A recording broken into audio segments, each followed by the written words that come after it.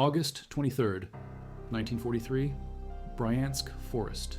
3 SS officers stumble through dense undergrowth as automatic weapons fire cuts through pine branches above their heads. Their armored reconnaissance patrol is scattered, their vehicles burning 2 kilometers behind them. What happens when the hunters become the hunted? How do you survive capture by men whose families you helped destroy? What justice looks like when the state has collapsed and only the forest remains? The German Army Group Center controls western Russia through a network of fortified towns, supply routes, and brutal reprisal operations. Behind German lines, Soviet partisans operate from hidden camps deep in forests and swamps. They sabotage railways, ambush convoys, and execute collaborators. The SS and Wehrmacht respond with village burnings and mass executions. By summer 1943, this shadow war has claimed over 100,000 civilian lives. The rules of war dissolved months ago. SS Oberfuhrer Heinrich Rheinefarth leads the anti-partisan sweep through Bryansk Oblast on August 22nd. His battle group includes elements of the 1st SS Infantry Brigade, local auxiliary police, and Hungarian units. Intelligence reports suggest a major partisan base operates within 20 kilometers of the rail junction at Navlia. Rheinefarth orders a 3-pronged advance at dawn. His reconnaissance company will probe the eastern approaches, while 2 infantry battalions sweep from north and south. The partisan brigade, commanded by Alexei Fedorov, watches German vehicles approach from concealed positions. Fedorov commands over 800 fighters organized into 4 battalions. His men carry captured German weapons, wear a mix of Red Army uniforms and civilian clothes, and know every trail through 50 square kilometers of forest. Radio contact with Moscow broke down 6 weeks ago. They fight alone. At 0630 hours, the German reconnaissance company advances along a forest track toward suspected partisan positions. 22 vehicles carry 112 men, including SS Oberfuhrer Klaus Barbie, SS Hauptsturmführer Werner Braune, and SS Obersturmführer Hans Kruger. Fedorov allows the column to penetrate 3 kilometers into the forest before his fighters attack from both flanks. The ambush lasts 18 minutes. 14 German vehicles burn. 67 Germans die in the initial assault. The survivors scatter into the forest, carrying personal weapons and whatever ammunition they can grab. Fedorov orders his men to pursue. No prisoners. Our policy has guided partisan operations since German reprisals began. The hunt continues through the afternoon. Barbie, Braun, and Kruger move together through dense undergrowth. Each carries a pistol and 2 magazines. They ate their last rations at dawn and drank from a muddy stream 4 hours ago. Soviet voices echo through the trees behind them. By nightfall, they realize the partisan net is closing. At 21:15 hours, partisan fighters surround the 3 officers near a burned village called Shakovka. The Germans surrender without resistance. Fedorov arrives 30 minutes later to inspect his prisoners. He recognizes SS insignia and speaks to them in broken German. "Where is your unit strength? What villages will you burn next?" The officers remain silent. The partisans march their prisoners to a hidden camp 12 kilometers deeper in the forest. 140 fighters live in dugouts and lean-to shelters constructed from pine logs and camouflaged with brush. A field kitchen operates from a concealed ravine. Ammunition and medical supplies arrive by night drops from Soviet aircraft when weather permits. The last supply drop occurred 3 weeks ago. Fedorov interrogates each prisoner separately in a dugout reinforced with timber supports. His interpreter is Senior Lieutenant Pavel Vershinin, a former language teacher from Tula captured during the German advance in 1941. Vershinin escaped from a prisoner column and joined the partisans in spring 1942. He speaks fluent German and understands SS organizational structure. Barbie admits to participation in anti-partisan operations, but refuses to provide tactical intelligence. Braun claims to serve in a supply unit and denies involvement in reprisals against civilians. Kruger provides his name, rank, and unit designation as required by Geneva Convention protocols. All 3 expect summary execution based on German intelligence briefings about partisan practices. If you value documented World War II and post-war history like this, subscribe. It is the best way to support our work. Now back to the story. Fedorov faces a decision no field manual covers. Soviet directives authorize execution of captured SS personnel without trial. Partisan units operating behind enemy lines cannot hold prisoners for extended periods. Food supplies barely sustain current fighter strength. Guard duties reduce available combat personnel. Yet these prisoners possess intelligence about German operations, forced dispositions, and planned anti-partisan sweeps. On August 25th, Fedorov radios partisan headquarters in Moscow, requesting instructions regarding captured SS officers. The transmission uses coded frequencies, established before contact broke down in July. No response arrives. He tries again at prescribed intervals throughout the day. Soviet signals remain silent. The forest provides its own justice. Senior Lieutenant Maria Gromova commands the partisan medical section. She treated 17 wounded fighters during the August 22nd ambush and operates a field hospital in natural caves 600 meters from the main camp. Gromova studied medicine at Moscow University before the war and served as a Red Army surgeon during the Battle of Smolensk. She requests permission to examine the German prisoners for intelligence purposes. Gromova speaks with each prisoner privately during medical examinations. She documents visible wounds, scars, and medical conditions in a leather-bound notebook saved from her university days. Barbie shows evidence of shrapnel wounds consistent with combat experience on the Eastern Front. Braun displays symptoms of chronic malnutrition common among rear echelon personnel. Kruger bears tattoos indicating membership in SS Death's Head units responsible for concentration camp operations. The examination reveals additional intelligence. Personal items confiscated during capture include military maps marking partisan-controlled areas, coded radio frequencies for German units, and photographs of burned villages with handwritten dates and locations.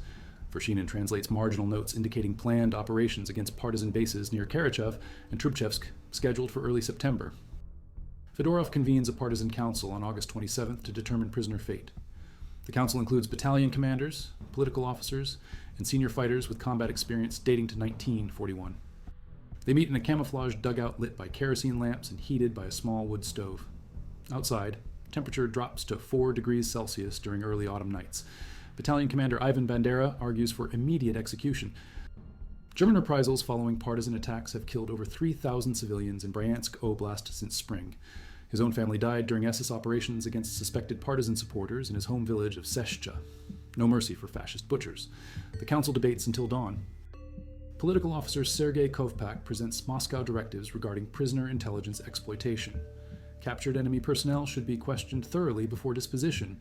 Military intelligence obtained from prisoners has prevented German operations and saved partisan lives. Information from these SS officers could protect other partisan units operating in the region. The council votes. 7 members support continued interrogation followed by execution.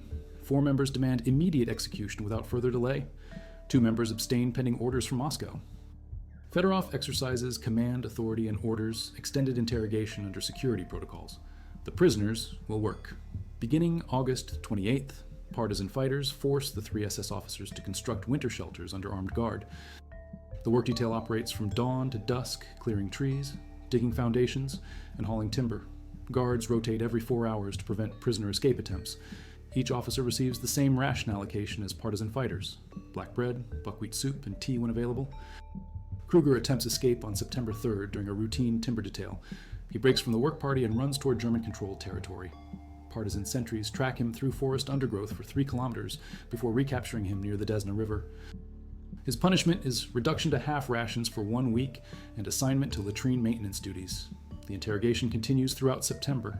Vershinin questions each prisoner daily about German tactical procedures, unit identification methods, supply routes, and communication protocols. Information obtained from prisoners reveals German plans for a major anti-partisan sweep called Operation Zigeunerbeeren, scheduled for mid-October, involving over 4,000 troops from multiple divisions. Fedorov transmits intelligence gathered from prisoner interrogations to Moscow using a repaired radio captured during the August ambush. Soviet headquarters acknowledges receipt and requests additional details about German force dispositions near Bryansk and Orel. The partisan brigade receives orders to disrupt German preparations for Operation Zigeunerbeeren through coordinated attacks on supply convoys and communication lines. On September 18th, partisan scouts report German search parties operating within 10 kilometers of the hidden camp. Enemy forces include elements of the 2nd Hungarian Mountain Brigade and local auxiliary police units.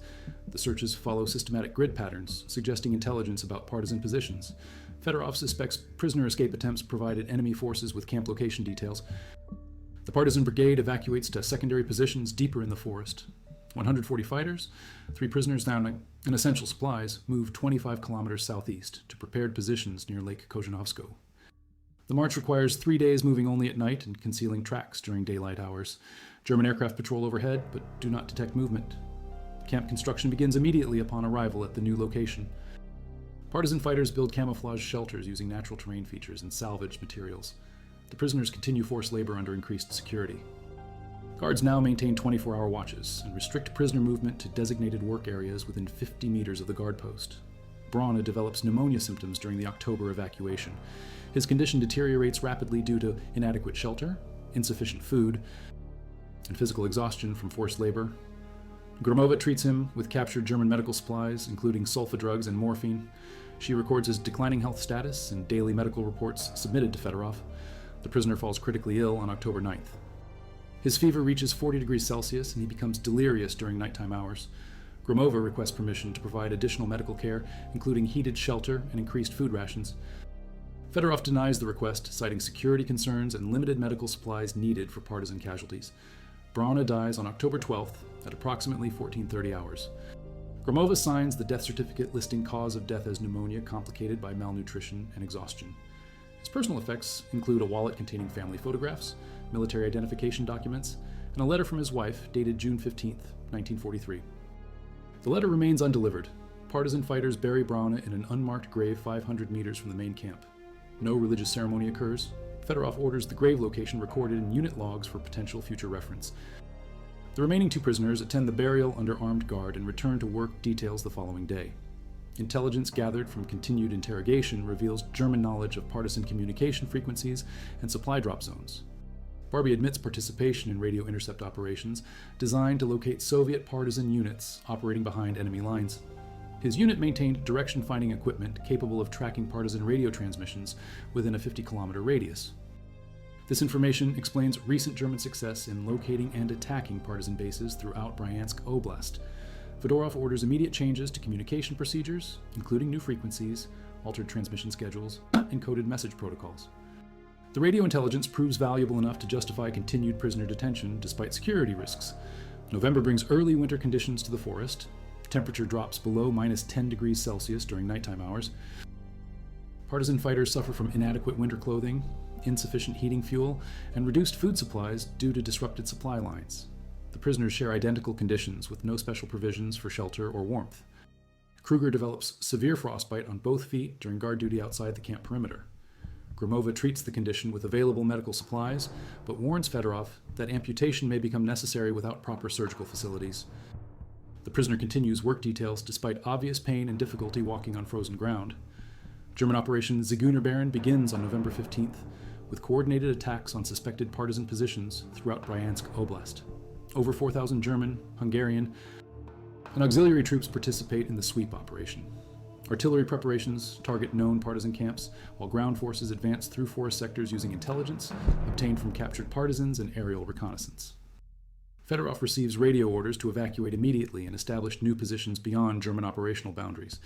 The partisan brigade destroys remaining camp infrastructure, buries weapons caches, and prepares to march deeper into Soviet-controlled territory. The two surviving prisoners will accompany the evacuation under armed guard.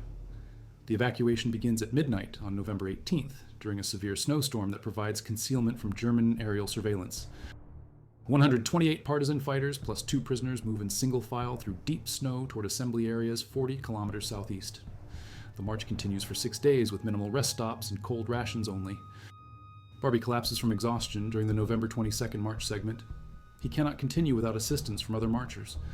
Fedorov faces the choice between slowing the entire column to accommodate one prisoner or leaving him behind for German forces to discover. The partisan commander orders 2 fighters to assist Barbie during remaining march segments. The column reaches designated assembly areas near the village of Lokot on November 24th. Soviet forces control this sector and can provide supply support for partisan operations. Regular Red Army units operating from established positions offer medical care, food supplies, and ammunition resupply for partisan forces returning from behind enemy line operations. Major General Nikolai Emelin commands the 61st Army sector responsible for partisan liaison operations. His headquarters staff includes specialists in intelligence exploitation and prisoner interrogation. Emelin requests transfer of captured SS personnel to regular Army control for systematic interrogation by trained intelligence officers equipped with proper facilities and security measures. On December 2nd, partisan fighters transfer custody of Barbie and Kruger to Red Army intelligence specialists at a field interrogation center near Lokot. The transfer documentation includes prisoner personal effects, medical records maintained by Gromova, intelligence reports based on 4 months of interrogation, and recommendations for continued questioning regarding German anti-partisan operations. Colonel Pavel Sudoplatov arrives from Moscow on December 8th to supervise prisoner interrogation operations. Sudoplatov commands special tasks units responsible for intelligence operations behind enemy lines and maintains expertise in German SS organizational structure. His interrogation methods include psychological pressure, physical deprivation, and systematic exploitation of prisoner fears and weaknesses. The systematic interrogation reveals extensive intelligence about German anti-partisan operations, including unit organizations, tactical procedures, communication protocols, and planned operations for spring 1944. Both prisoners provided detailed information about SS Death's head unit activities in occupied territories and participation in mass execution operations against civilians suspected of partisan support. Barbie admits direct involvement in the massacre of 400 civilians at the village of Katyn on March 22, 1943. His unit participated in the operation as retaliation for partisan attacks on German supply convoys. Every resident, including women and children, died during the reprisal action. The village was completely destroyed and never rebuilt. Kruger confesses participation in deportation operations that sent over 12,000 civilians from Bryansk Oblast to forced labor camps in Germany during summer 1943. His administrative duties included compilation of deportation lists, coordination with railway authorities, and supervision of loading operations at collection points established in captured Soviet cities. The interrogation process continues through winter 1943 and spring 1944. Both prisoners provide intelligence used to plan Soviet counter-operations against German anti-partisan forces and identify war criminals for future prosecution. Their testimony contributes to Soviet understanding of German occupation policies and systematic atrocities committed against civilian populations. In June 1944, Soviet forces launch Operation Bagration and drive German Army Group Center from occupied Soviet territory. Advancing Red Army units discover mass graves, burned villages, and evidence of systematic extermination operations conducted by SS units and local collaborators. The intelligence provided by captured SS officers proves accurate in identifying locations and responsible units. Military tribunals convened in liberated Soviet territories begin war crimes prosecutions based on evidence collected during the German occupation and testimony from captured enemy personnel. Both surviving SS officers faced charges including participation in mass murder, deportation of civilians, destruction of populated areas, and violations of international law regarding treatment of civilian populations in occupied territory. The tribunal convenes in Bryansk on September 15, 1944. Military prosecutors present evidence including witness testimony from massacre survivors, documentation captured from German administrative offices, and confessions obtained during interrogation of captured SS personnel. Defense counsel argues that defendants followed superior orders and operated within military command structure. Barbie receives death sentence by hanging on October 3rd, 1944, for crimes against humanity and violations of international law. The sentence is carried out at Bryansk Prison on October 22nd at 0600 hours. Prison records indicate the execution proceeded according to military protocol with witnesses present, including prosecutor representatives and medical personnel. Kruger receives 25 years hard labor in Soviet corrective camps for participation in deportation operations and administrative support of mass execution activities. His sentence begins immediately following tribunal proceedings. Prison records show transfer to correctional facility in Vorkuta on November 8th for 1944. He survives imprisonment and returns to East Germany in 1955 under prisoner repatriation agreements. The partisan brigade commanded by Alexei Fedorov continues operations until German surrender in May 1945. Unit records document over 200 successful attacks on German supply lines, destruction of 47 bridges and railway installations, and elimination of estimated 1,500 enemy personnel during behind-the-lines operations. Fedorov receives Hero of Soviet Union decoration for wartime service. Maria Gromova returns to medical practice in liberated Soviet territory and serves as chief surgeon at Bryansk Regional Hospital until retirement in 1978.